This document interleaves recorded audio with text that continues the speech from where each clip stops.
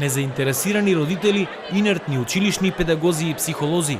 Тоа е причината за се почестите самоубиства кај младите, тврдат експертите. Учениците се повеќе ја губат довербата кон своите родители.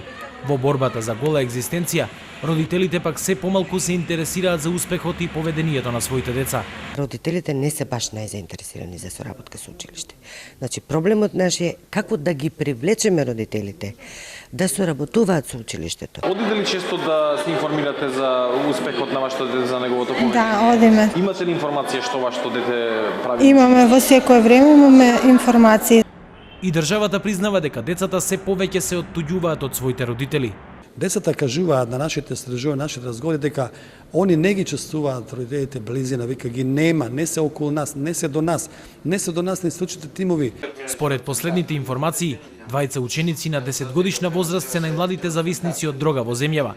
Министерството за образование им објави војна на овие девијантни појави. По примерот на Америка од 60-тите години, во македонскиот образовен систем се воведува Комеровиот модел. Преку него државата ќе ги зближува родителите и учениците во училиштата. Со моделот родителите ќе ги предлагаат училишните активности, а наставниците ќе бидат врската помеѓу нив и училиштата.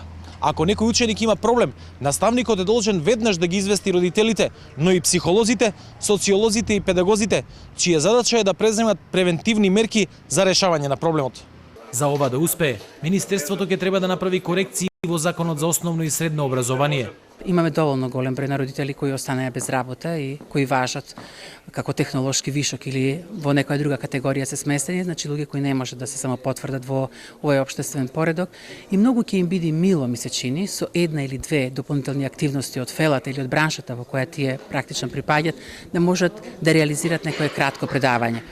Но иако моделот е филозофски концепт од 60-тите години, ниту еден од директорите не сака да коментира како би се применувал во нашите училишта.